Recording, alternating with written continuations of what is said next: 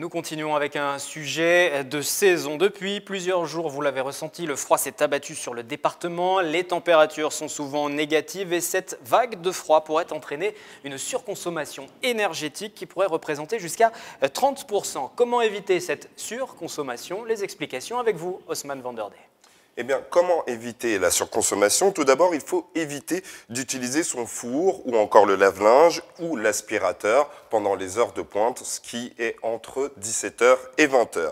Ne pas laisser vos appareils en veille. Là, on parle de la télé, des ordinateurs ou encore de votre portable. Les appareils en veille représentent 11% de la facture annuelle d'un consommateur. Et puis, surtout, ne pas surchauffer sa maison. Quand vous n'êtes pas chez vous, il faut laisser la température à 14 degrés. Et une fois que vous revenez, il faut l'augmenter jusqu'à 19 degrés.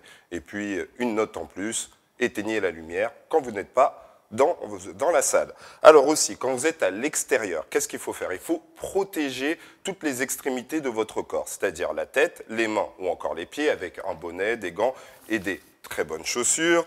Il faut aussi user de la technique de l'oignon, c'est-à-dire acheter un gros pull, cela ne sert pas à grand-chose. Il faut avoir plusieurs couches et des couches qui sont près du corps.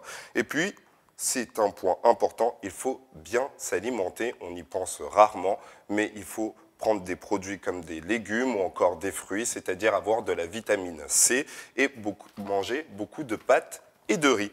Et si, durant cette période de grand froid, vous voyez des personnes qui sont sans abri, n'hésitez pas à contacter le SAMU. C'est le numéro c'est le 115. Merci Haussmann pour ces différentes précisions et on retiendra donc cette technique de l'oignon pour ne pas avoir froid.